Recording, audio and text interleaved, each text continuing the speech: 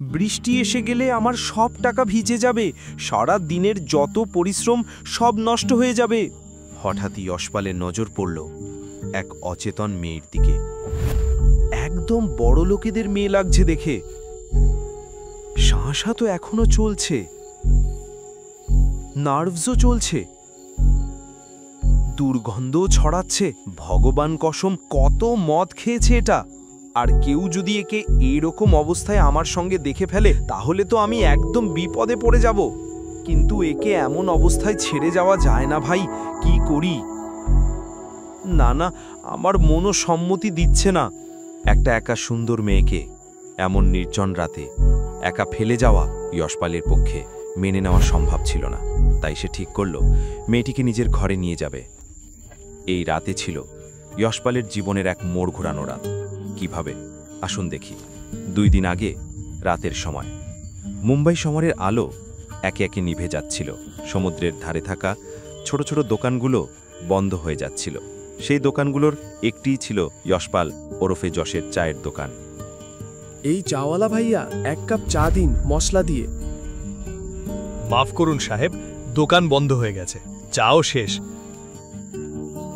কাল সকালে আপনাকে দারুণ আদা এলাচ চা খাওয়াবো। আরে ভাই, চা খাওয়ার ইচ্ছে এখন হচ্ছে, তুমি সকালবেলা ডাকছো? চলুন, আমার বাড়ি কাছেই, বাইক আছে, আপনাকে ওখানেই চা খাওয়াবো। না না, পরে খেয়ে নেব। আরে সংকোচের কিচ্ছু নেই, চলুন, আমার বাড়ির সামনে। বাড়িটা একদম সমুদ্রের ধারে। সমুদ্র ধারে? জানালা থেকে সমুদ্র দেখা যায়। চায়ের সঙ্গে ওই দৃশ্যের মজাই আলাদা। পুরো সি ফেসিং ঘর আমার, পুরো জানালা দিয়ে দেখা সমুদ্র। এই একটু এগিয়ে গেলেই যে ঝুপড়িগুলো দেখছেন, ওগুলোর মধ্যে একটা ঝুপড়া আমার। ও ঝুপড়া, ভালোই আর কি মারতে পারো। ঠিক আছে, আমি তাহলে আসছি। ওই যে ফয়জান মিয়া, যার ভাড়া পাওয়া দোকানের ব্যবসা একটু খারাপ চলছে। বেশ ভালোভাবে সামলে নিয়েছিস ব্যাপারটা, না হলে তোর থেকে চা বানিয়েই চড়ত। এমনি নয়, আমার দোকানে লোকেরা চা খেতে আসে ফয়জান মিয়া, কিছু তো ব্যাপার আছে। আচ্ছা যশপালের, আমাকেও কিছু টিপস দাও না, আজকাল যেন ধান্দায় চলছে না। ব্যবসা ঠিক রাখতে হলে যুগের রুচি বুঝতে হয়, বৈচিত্র্য ধরতে হয়, তবেই ধন্দা নিজের মতো চলবে। যশপাল, সত্যি বলছি, তুই ডায়লগ ভালো মারতে পারিস। এটাকে ডায়লগ মারা নয় মিয়া, ধন্দা চালানো বলে, বুঝতে পারলে? তুই কেন এখানে চা বিক্রি করছিস? তুই জানো ওখানে ফিল্ম লাইনে কত ভালো করে কথা বলতে পারিস, আর দেখতেও একদম হ্যান্ডসাম। বলিউডে কি আমার কাকা বসে আছেন যে আমার উপর টাকা খরচ করবেন আর আমাকে বড় ফিল্ম স্টার বানাবেন? এখন ঘরে যা, বৌদি অপেক্ষা করছে হয়তো। যশপাল শান্ত মানুষ ছিল। জীবনে বড় কোনো বাসনা ছিল না, অল্প আয়ে সে খুশি থাকত।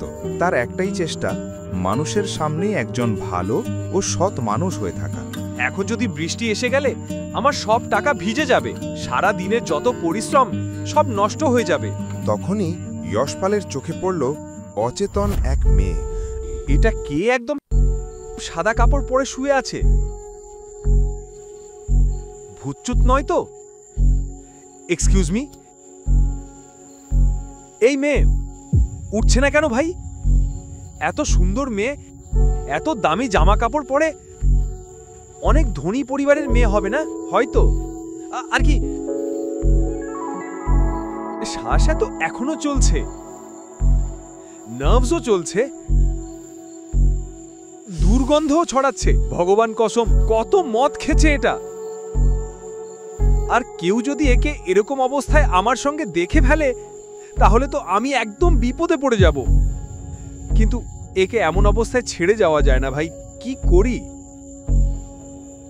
না না, আমার মনও সম্মতি দিচ্ছে না। একটা একা সুন্দর মেয়েকে এমন নির্জন রাতে একা ফেলে যাওয়া যশপালের পক্ষে মেনে নেওয়া সম্ভব ছিল না।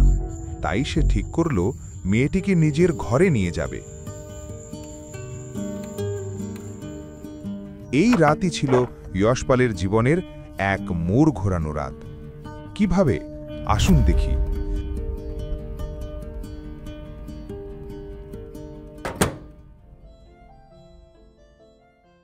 পুরো গল্পটি জানতে এখনই পকেট এফএম অ্যাপটি ডাউনলোড করুন। লিঙ্কটি রয়েছে বর্ণনায়।